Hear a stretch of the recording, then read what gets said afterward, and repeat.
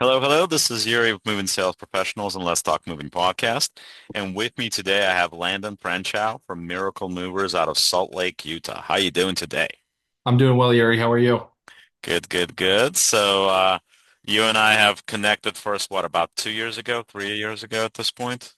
Yeah, 2 or 3 years ago at a Louis Massaro conference. Yeah, Yeah. So things are going well since? things have been on the up and up ever since. We've taken a lot of great things away from that conference and other conferences and applied it and implemented it and it's bared fruit and our company's grown because of it. So, That's great to hear. Landon, how did you get into the industry? seemingly by accident. I mean, I was working a job that I got fired from for I got unjustly terminated for something I didn't even do. I just got this huge chip on my shoulder. I've always had that entrepreneurial bone in my body, but I wasn't fully sure what that looked like or what it was going to be. But I made a commitment to myself to not try to find another job and kind of see what opportunities presented themselves. I had a couple close friends that were putting ads on Craigslist and moving people, and it was like the most unprofessional thing ever. It was just like throw it all in an open air trailer, old beat up pickup truck, and they would give me like $30 an hour to help them, and I could say yes, I could say no, still feel like I had my independence, and through helping them for a couple months, I found I actually really liked moving. I really liked the service aspect, helping people, the physical aspect.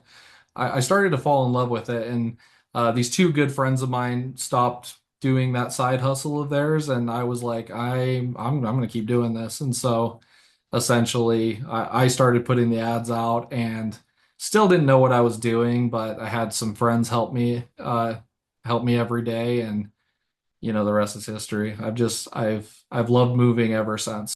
And now for a word from our sponsors. If you're a moving business owner, you may have already heard of Moversville, an email marketing service that helps moving companies increase, repeat, and referral business. But have you heard of Moversville Connect? Moversville Connect is an incredible resource for all things moving. They feature an array of vendors and services that cater specifically to the moving industry. You can find companies that provide moving software, moving sales services, marketing services, moving equipment providers, and much, much more. Visit moversville.com today to learn more. Yeah, it's an interesting that you're saying that you got into accident. This is what I feel where pretty much majority of the people that I talk to, obviously I talk to a lot of movers, and it's funny. It's either they're third, like second, third, fourth generation movers, or they fell into it by accident. So Yeah. the accident part is you, the accident part is me, and a bunch of other people that I know as well. So it's interesting how it works. It seems to be mainly those two and really not much in between. Yeah, I would agree with you. Yeah, there's some people where it's in their blood and they like I said, generational and me, I was just like I love the work. I mean, ultimately at the end of the day, I just liked being self-employed because I felt like my destiny's in my own hands. So Right. that, That's the same that thing that I like as well. It's nice to not have anybody above you calling the shots, unless of course it's your wife. But it's all yeah, of course, yeah. Yeah, it is. now, how long have you been in the industry at this point? I've been in the industry now for 8 years, and Miracle Movers is about 6.5 years old. So I was doing it like, hey, Craigslist ad, we're a bunch of young guys, just want to help you out. Really not legitimate. And then I started a company with a good friend of mine that only lasted 6 months before I got burned by my friend. And then I started Miracle Movers back in 2018. So we were probably started about the same time. So I started in October of 2010. I opened up Moving Sales Professionals. Oh, cool. Awesome. So we've been around about the same time. So October is going to be 7 years for us. Oh, awesome. That's great. So that's cool. But yeah, you know what? I find not so much envy, but I think it takes a lot of luck to have partners in any industry, not even moving, because when I started, I also had a partner Yeah. who bailed about a year later. Hmm. And the moment he walked out the door, honestly, it was the best thing that could have possibly happened because once he did, I was able to really take it to the next level and sign a lot of companies, brought a lot of clients on, just did a lot of things. I mean, some mistakes along the way, but I think you can't be without it. Like you can't learn Yeah. without making those. And I mean, at the end of the day, is just money, and it takes money sometimes to pay for experience because a lot of it does not come free. In a lot of cases, it does not come cheap either. So it's like, but in the long run, it ends up being worth whatever it is that it costs you. What are your plans for the next 5 years? What are you thinking? What are you trying to do? We want to scale up to about 10 million. And then I intend on taking in outside capital to scale even further and ultimately exit within maybe 7 to 10 years. And we're striving to be a like a state dominator. There's a handful of heavily populated markets here in Utah, and we plan on having a dominating presence in every single one of them. That's pretty cool. Yeah, that's great to hear what somebody has ambition. I really like that. I admire that about people. So that's awesome. Does your company need more creative marketing and ad campaigns to improve traffic and organic leads? Well, Moving Sales Professionals has a solution for you. We have partnered with social media marketing agency that has over 300 million views on their ads and videos across social media, and they have generated over $35 million for their clients over the last 10 years alone. Their services include content creation, social media ads, pay-per-click campaigns, website and funnel development, Google Ads, email marketing campaigns, lead generation, and much, much more. For limited time only, they have discounted rates for their services. Sign up for a free consultation call with us via our Calendly link on our website or below this video. So what would you recommend to new companies starting out? New companies starting out is fire yourself and get off the truck as soon as you possibly can. That is one thing that hindered our growth, I would say, for the first 3 years, is me trying to do everything. I'm booking the moves, I'm doing customer service, I'm doing marketing, like I'm doing all this stuff from the back of a truck. Phones ringing. I've hidden customers' bathrooms before and booked a move. Like I go in the bathroom and hurry and get on the phone. All right, 120 an hour, two guys in a truck. You want to book? All right, cool. Boom. And I just like get it and then get back to the move. Right. And so when I was doing everything, that's what hindered our progress and the growth for the first few years. I wish I would have fired myself and fired myself from being a mover long before I did. Right. So I think it's different between being a mover and firing yourself. I agree because in order to scale and grow your moving company, you need to be off the truck eventually because you need to Yeah. focus on expansion, you need to focus on training, you need to focus on sharpening your processes, delegating some of the stuff that you have so you can actually have a vacation now and then because sometimes you really need to recharge your batteries, Yeah. right? If you can't get off the truck, you can't do that because you can't do everything. That's one. I think that's one of the main realization that you need to come up to. Like for me, for example, I mean, I'm heavily into sales. So for me, I at this point, I've come to realization that I can't be fully off the phone. I think Mhm. that that's reality for me. And part of it has to do with not necessarily with the fact that I don't want to delegate, but with the fact that when I'm on the phone, I'm more in touch with my sales reps and I can teach them more and I can teach them better. And they can also look at, we have this board that everybody posts their jobs on, right? So when they see me flying in and putting $1,000 plus, like $10,000 jobs on the board, it's also kind of inspiring when you see the owner of company being able to do that. So in the sales world, I think at this point, I think it's a little bit different. I mean, it doesn't hurt either because at this point, whatever profits are coming in from my sales reps, they're going right back into the company. I'm not Mhm. taking any of that. I'm just allowing it to work into the company. And Yeah. whatever I'm booking myself, frankly, it pays my bills and everything else that I need to do in order to continue and keep everything going. So for sales, I think it's a little bit different. So frankly, for those guys that have call centers, I think that you need to at least once in a while get yourself back into it because then you're going to be more in tune with the industry trends and what's happening today versus what it was yesterday. I think that part is important. With moving, it's when you're physically on the truck. I don't think that part of it changes quite as much. With the sales techniques and what we run into, like objections and whatever we have to talk about, uh, I think it helps to still be on the phone. That's what I thought because I stepped away for a little bit. I stepped away for about 3 to 6 months when I was focused more on growth and stuff like that. So, but for me, it's like I keep one little contract to myself that I do that covers everything that I need to do. And then it still gives me time to focus on growth and do everything else. But Yeah. you definitely need to, at least for yourself, you need to definitely scale down to a degree. Yes. So, I mean, it's definitely it's a I call like the moving any company, it's a delicate ecosystem. Right. And sales is the oxygen for the entire company. Sales is the most important system in I would say any business, right? Because you don't Right. have sales, you don't have anything to manage, you don't have any operations, you don't have anything at Well, the end of the ultimately, day. we are the voice of your company. Yeah.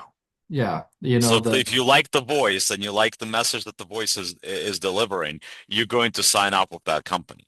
Absolutely. You know, the salesperson or the moving consultant is the voice of the company. The crew is the face of the company, Right. the frontline staff. And what is being said Right. in sales has to The happen crew in has to operations. back up whatever it Yeah, is that I'm telling the customer on the phone. absolutely. Absolutely. If the moving consultant says we're the greatest and we're award winning and we protect your home and we protect your furniture and all of our crew members are kind, courteous and polite and like that doesn't happen, then it's a lie. Like And now, not only is it a lie, people are going to be pissed off because they've been yeah, lied to. So they're going to put a lot of wonderful reviews about you out there, yeah, including the sales reps that the named that's going to get filtered in there that they've talked to. That's definitely going of to course, affect things for you too. of And then course. as a sales rep, you're going to have a hard time booking, frankly. Sure. Yeah, there's definitely there's this fine balance between sales and operations where, you know, Right. sometimes like operations is like, hey, sales is over-promising and or if sales is doing too well, they're booking a lot of moves and they're overwhelming operations. And so there's this like clash that's going on between sales and operations on a daily basis. And so we're trying to find our balance to where everybody can work well together and keep everything running smoothly. But Yeah, that's I don't think there typically what can we be a see around here. clash. Yeah, I don't Yeah, think there can be a clash. The operations and sales, they need to be in sync. I think that's extremely important. absolutely. And I think there can't be any like ego taking place either. I think it needs to work together because ultimately you're trying to reach the same goal, and same goal is ultimately, seamless company growth Yeah. is what you want. And obviously you want the mentality, you want the quality, you want the like representation, you want the company culture, all of that stuff together. Yeah. Yep. Having it all come together, a big puzzle coming together and creating an image is ultimately what it's all about. And it takes a lot of tweaking, process development, policy development, and ultimately a great culture. Everybody needs to work well together. And so that's the delicate ecosystem I'm talking about to where what makes a successful company. And so that's what we're really focused on is having a rock solid company that runs like a well-oiled machine, whether or not I'm here or not. So, Right. Yeah, that's got to happen. And then, of course, the other part that I talk about all the time is that you can't, and I know in a lot of cases, especially when you're used to hustle, right? mm, It seems counterproductive to not look beyond that one job, right? But at the end of the day, you need to look beyond that one job because if you don't make that extra $100 today because you have to help out a customer, yeah, it may make you a lot more down the road. But like I said, sometimes it's a very counterintuitive thing because you're like, okay, I need to get paid, right? I need to get paid for this. But there are situations where, frankly, you just got to be a human being. And absolutely. I think that's part of the negative stuff that happens with this industry in general is that too many companies are worried about making their buck right there and then versus thinking about how much referrals are going to be worth to them down the road. Sure, absolutely. I mean, everybody's treated the same, whether it's a $6 million house or a studio apartment, right? We don't like roll out the red carpet from for one customer and cut corners on another. Like everybody gets treated the same. And we pride ourselves on being a high-end service. And there are some people that are like, hey, can you like not wrap this and just throw it in the truck and cut corners and do this and be like, no, we don't do that because that's not the standard that we have. We're going to treat you just like anybody else. Having that consistency has been instrumental for us. And it's the same thing that we talked about earlier when we were talking about the fact that it's okay not to book certain clients. It's Absolutely. totally okay because you gotta, if you're committing to a certain level of excellence, you gotta continuously commit to that level of excellence. You can't just say, okay, I'm not gonna do this today, but I'm gonna do this tomorrow. Yeah, when I look at our lost leads report and I look at the line item price too high, the reason why we lost the lead, most of those leads are like $400 to $600. Right. They're not 15, No. $20,000. They're Never. small. It's funny that you said that. What I find amusing is that I've had, so whenever I quoted a long distance move, right? Mhm. And then they come back to me, the move ended up being much heavier or whatever the case was, right? What I always did is that I would take the initial inventory that I had Yeah, and I would align it side by side with an inventory list that was from the day of the move. And I would see that they went from 50 items to 350 items, right? And right. I'm calling this customer, I'm prepped for a fight, right? Because I got this information in front of me, so I have my arguments as to why, right? And then they had all this packing that they had to do and whatever. And I'm calling them, and once again, this is a job that's going potentially from, let's say, $6,000 to $10,000, right? Mhm. Because with long distance, that can easily happen if you don't have correct information from the customer. Yeah. So I'm calling and I say, okay, so you had more items. The inventory we did was 50. You had 350. You also had packing. So this is the total cost for your move. And I Yeah. wait. And I'm thinking that they're going to start saying, and then the next thing I hear is like, oh yeah, we had a lot of stuff. No problem. How much do Mhm. you need now? Yeah. Well, And yeah. you love that. And then the arguments that happen, they generally happen over $20. Literally Sure. 20, $40. That's the argument. Yeah, the biggest customer service issues arise out of low value jobs typically. And it's very important that, sales is always setting clear expectations, especially with an interstate relocation. And they say, look, this is our tariff. We charge based on the weight. Our system is only so accurate in terms of this is what I think your weight is. It's never exact. And ultimately, at the end of the day, when you service a high value client that's paying 15, 20, $25,000 for a move, Yep. they're more primarily concerned about the level of service they're going to receive than a few $1,000s. Because, typically individuals that can afford $25,000 for a relocation, that's their concern. So at the end of the day, as long as set clear expectations are set as to how we charge and what they're being charged for, and then we provide a fantastic service, at the end of the day, I want our customers to feel like they didn't pay enough. I want customers to feel like they underpaid for the Right. level of service they Because receive. we all want to ultimately we all want to sell quality. We want to sell Yeah, quality. We want to sell value. We don't want to sell the price. right.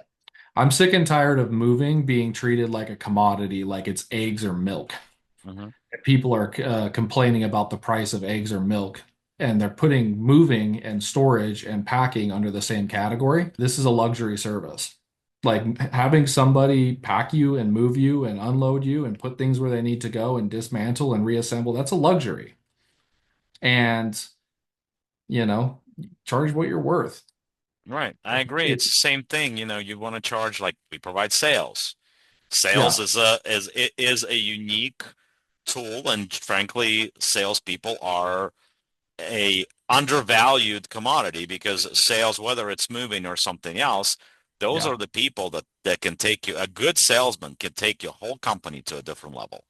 Absolutely. I came to this realization when I had my front yard landscaped.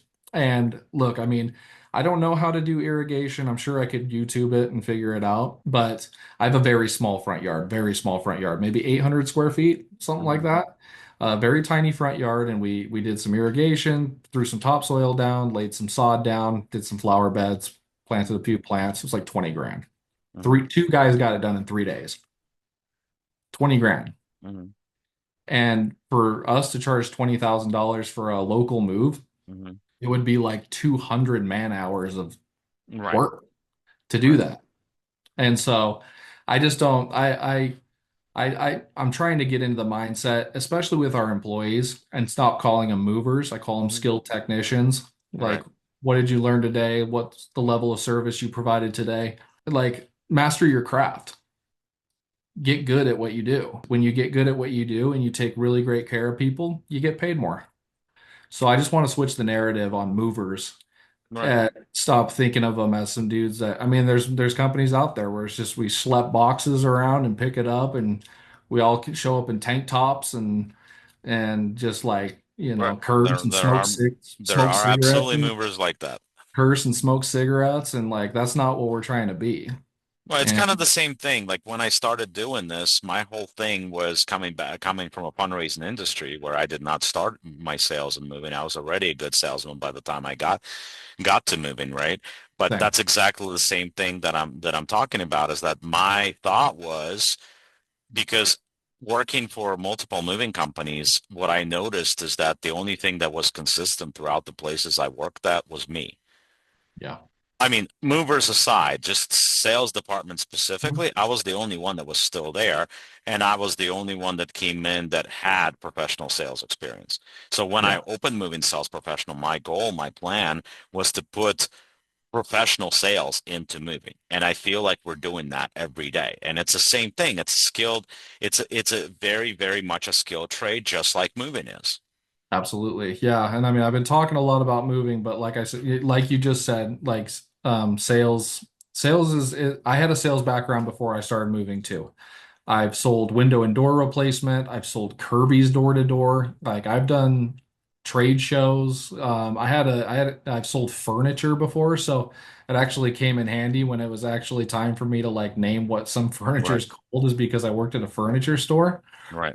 doing sales. And so, yeah, I had an extensive sales background before I got into moving as well, and that really helped a lot. And so, it is a skill. It is a sword that you need to sharpen on a daily basis. Absolutely. There needs to be role playing. There needs to be scripts. There needs to be word tracks and objection handling um, we shopped the competition recently, and they're all order Right. takers and tour guides. That's not And salespeople. no, no, like No, that's I tell you this. So right now, majority of my people, if like pretty much including some of the people who used to be in office, pretty much everybody that I have right now are remote. mhm, Whether they're working from home or they're overseas, I have all different types of reps at this point, right? But yeah, when I started, when we had actual live in-person training classes and everything like that, one of the like what you're talking about, one of the things that we did that was one of our tools is that we had our sales reps call other moving companies pretending they were looking to move. And right. the reason this was done, obviously we couldn't care. I mean, this was for training purposes, so we couldn't care less what the companies charged. What this was done was to show our sales reps, our trainees, what kind of value they're getting by getting trained by us Mhm. and what is the competition that they're going to be facing every day. And the fact that we're giving them tools that their competition is not going to have. And Yeah, that is still true at this point. Like I said, almost 7 years doing this with moving sales professionals. That is 100% still true today. That the the level of competition for us, it's not even a competition. it was a huge confidence boost for our reps. I'll tell you what. To see how others handle sales in a moving and storage company, Hmm. it was a huge confidence boost for them. Like 70% of them never even followed up. We had our reps calling, and they were like trying to make it urgent. That if somebody was like, "We need to do an on-site," they'd be like, "No, I'm moving in 2 days. Don't have time." Our salespeople would be like, well, I don't even care what the price is. I just need to get moved. Can you give me a price? And they wouldn't even give a price. They wouldn't even Right. attempt to sell the job. He's like, Right. I'm trying to like hand you money and they're not even like trying to sell. And it was like, it was baffling to Right. be And to take that a like, step Ryan, further, I had somebody that was I can't believe I can't remember now if it was Coleman or Allied. I think it was Allied. He was one of the regional sales managers that I've had a chance to talk to at a New York State event, yeah, movers event. And this is what he said. He said, people these days, they forgot how to ask for the business. yeah, And that is so true because they like if you first of all, I learned a long time ago, if you don't ask, you don't get. sure. Yeah. And that goes in sales, that goes in life, that goes in a lot of things. I'll share a small story with you. So for those of you guys that know me well and you've heard my podcast before and you've seen some of the shorts that I put out there, you know that I'm a big hockey guy, right? So I grew up playing hockey. I'm a big Pittsburgh Penguins fan. I grew up in Pittsburgh. My son plays hockey. I still play hockey. So we're big on that. So this year, my son with his new organization, we knew that Marc-Andre Fleury, if you guys are familiar, he's one of the like top goalies out there going to the Hall of Fame. He just basically he's ending his career once he's done with the World Championships here. So he's done. And we knew that he was coming to Washington, D.C., which is the closest town to us with NHL hockey team. So we knew he was coming to D.C. So, and I got this whole group of goalie kids to come to the game just to support them, right? So we had about 10 to 15 kids that are playing goalies for our organization at various levels. We had them come to this thing, right? And what I did, knowing that we're doing this, I kind of on the hush hush, I found the phone number for Minnesota Wild online. I called Minnesota. I got very lucky. I got the person on the phone that didn't just wave me off. And she said, well, here's my email. Write me what it is that you're trying to do and everything else. So I put this email together about how it would be great for these kids to meet him and how it would be awesome, great for the game of hockey and blah, blah, blah, and so on and so forth. And I followed up a couple of times. And then finally, leading into the week of the game, I got a response that yes, Mark would meet with the kids. He would not have a lot of time. And it happened. We got about 30 passes between the parents and the kids. He spent 45 minutes with the kids. You're talking about big time NHL guy, 500 and I think 75 wins, if I'm not mistaken, something up there. Like he's Yeah. second all time in history. And he spends 45 minutes meeting with these kids. Yeah. And if I didn't ask, I wouldn't have got that. And then it went even farther when I was a young kid. Once again, being a Penguins fan, I met a lot of guys that played for Pittsburgh. And one of the guys that I met was Darius Kasparaitis. And Darius and we exchanged messages throughout the years. I think I friended him on Facebook maybe 5, 7 years ago, and we threw messages back and forth. And then this year we were talking about the kids going up to 14 and with checking and hitting being involved, right? And I had this just out of the blue idea, what if Darius could come out and do a checking clinic for these kids? And I reached out to him and he was interested. The organization was interested, and we made that happen. So you got these two organizations that just things that happened that just threw up there. And if I would have asked, I would have never got. And then in the end, these kids had a blast, but in both cases. And it's just you have these professional guys that, you know, 14, 12, 20 years in playing professional hockey that spend time with these 12 and 13 and 14-year-olds, 16-year-olds, um, and showing them the real game and real thing that it's about. It's such a great thing. So that goes once again, if you don't ask, you don't get. Even in daily life, sometimes it just take a shot. Just take a risk. You never know. Yeah, absolutely. You know, everything you want in life, your hopes and your dreams and your desires is on the other side of it's attached to sales in one way, shape, or form. And, you know, I had to sell my wife on having a date with me, right? I So think we've all had to go through that once I at had one point or another, right? I closed her, right? You know, I closed her on coming and have and joining me at Benihana's where we went for our first date. Or closed her on quitting a really high paying job to help me with this company. Yeah, anything, everything's sales. Everything's a negotiation, everything's a sale, and if you don't ask for it, you're not going to get it. Like I said, when we were looking around, I wasn't shopping the competition to wonder what their prices were. Right. Quite frankly, I don't care what their prices were. I wanted to see what people's process was, and they would throw a price out and say, "All right, if you want a book, give me a call back." Like what? No, like you take control of the Right. conversation. And if they're not ready to book, you say, "Hey, I'm available between 3 and 4 tomorrow. I'll give you a call then. Does that work?" And you take control of the entire situation. Absolutely. Absolutely. You know, and That's what they teach in fundraising. You take control of the call.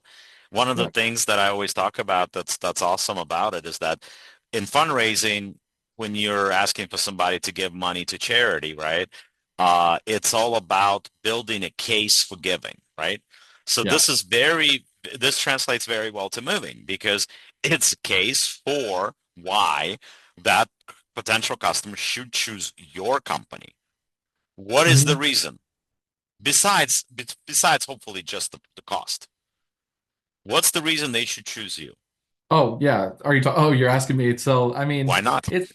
it's everything. So I mean, before somebody even calls us, I'm sure they've made up a predetermined notion in their head of like, is this a good company or not? I'm sure they've seen our branding, our reviews, our website, and they're like, okay, they've made a decision to explore this.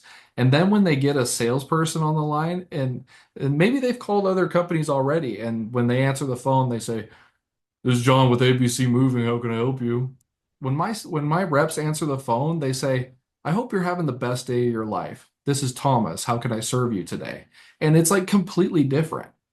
Yeah, If that would be a they cool thing. That probably that definitely would if the throw them other off a little bit. Oh, if the it's other like, companies oh, if the other companies even answer the phone or not, right. right? It's like half of them. Sometimes when I'm trying to look for labor out of town in other parts of the country and I want to actually hire a company with accountability to show up and unload my trucks, when I'm calling around to local companies, half the time they don't even answer the phone. And that's a problem. That's a huge problem. And And frankly, so, if that's your problem, you should be reaching out to me. yeah, Not to absolutely. throw a pitch out there, but I mean, I if your phones agree. are ringing and nobody's picking up the phone, you have a big problem.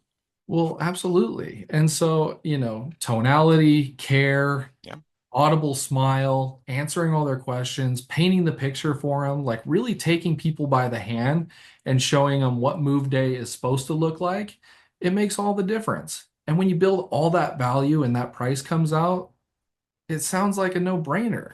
Um, we like to qualify the customer before we even ask them, before we even get into the call, we say, "Have you ever used professional moving company before?" Either they're one of two people. Either they have never used a mover before or they have and had a terrible experience. Because quite frankly, if right, they have generally. and they had a fantastic experience, they're probably using that company. We address their concerns like right away throughout the entire phone call. If they've had a bad experience, say broken furniture or no call, no show or whatever, it's our opportunity to show how moving should be, how hiring a professional moving Absolutely. company should go. And so people don't know what they don't know. So if they don't know if we offer packing, if we don't tell them that we offer packing, they don't know if we can drop materials off to their house if we don't tell them. They need to know what the different levels of valuation are. If they want full value protection or release value. Or junk removal or whatever moving companies Right. do. And so some of them it's portable storage, some of them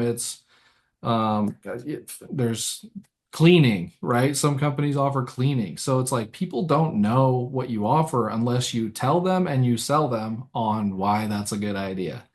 And so the majority of our moves have all these accessorial fees on top of it. There's junk removal, valuation, materials, packing, storage, like all of it, right? I don't want to just take like a small bite of the sandwich. I want the whole thing.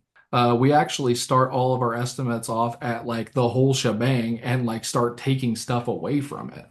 That is what is our style. Right. That's So, another way to approach it, and that's also a good way to approach it. yeah, I'm like this year's been, or the last 12 months have been really good for us. It's a thing where like strong process and hungry skilled salespeople, those two things have collided and it's just created magic for us. And so I'm really stoked about it. No, that's awesome because that's something that's going to allow you to grow Yeah. Yeah. So ultimately. like we've done like twice the revenue with half the moves. Right. Right. That's what I like to see is two less moves and make more money. That's the goal. Yeah, yeah, it's the same thing. I'd rather have the companies that I work with grow rather than add new companies, frankly, because the companies that are with me already, they know what they're going to get. Yeah. I don't have to sell them on anything else. I just have to do my job. Yeah, absolutely. Yeah, at the end of the day, just want to see that a healthy amount of leads are converting to book jobs and they're converting into book jobs at a really high value. Somebody might call and be like, "Hey, the conversation starts off, can you load a U-Haul that I'm taking cross country?" And it ends with us doing everything for them. And honestly, You I have know? that conversation all the time because especially pods, Yeah, especially when I hear that, that's, 9 out of 10 times, that's a book job for me for long distance. absolutely. They're Yeah. calling me to load the truck. They're walking away with a long distance move. So instead of having a job for like 600 to 1,000, I have a job for 4, 5, 6, 7, 8, 9, 10, depending on how big the move Yeah. is. Absolutely. Yeah, depending on how big it is. And we even offer financing for moving services. Right. That's really picking up steam. Yeah. I actually talked to a company in UK that's one of my clients, Mhm. and he is adding that service as well. He's It like is he's got the financing now that my rep is going to be selling for him. it's So a that's great going to tool to be have. It's a great tool to have in your belt to if somebody needs it, right? We recently somebody utilized it for a 20,000 pounds going to Alaska, Mhm. like a $40,000 move, Right. and That's what it would be, they something were like able to that. Yeah. finance it. And that was actually the determining factor on somebody saying, we can actually do it now. Like we can pay for the whole thing, but we don't want to like throw all our cash at it right now. So let's do financing, and that sealed the deal. And so that's it's a great tool to have. Yeah, for sure. Well, we can break this down into monthly Right. payments if you'd like. So Right. Yeah, absolutely. Plus, when you're doing that, basically the company that does the financing, they pay the moving company up front, and after that, the customer's just dealing with the financing place. they're on the hook. Yeah. They're on the hook at whether they pay or not, and we get paid the full balance. So Right. it's pretty risk free. It's pretty risk adverse to be able to offer that. So a little bit of Yeah. a processing fee, but that just comes along with anything. Yeah, yeah, absolutely. So we can, of course, keep talking about stuff like this, but there's only so much time, and we want you guys to hopefully listen to the whole thing. So please check out Miracle Movers. And once again, please like, please subscribe. I can't say this enough times. 60% of you out there that are listening to this are not subscribers. Help us out. Subscribe. So Subscribe now. yeah, subscribe now. So thank you very much for your time. Yeah. Landon, thank you so much for your time once again. And Yeah, like you I bet. always say, the world moves on its own, so let the professionals move yours for you. Thank you Let's for go. joining us, and we'll talk again soon.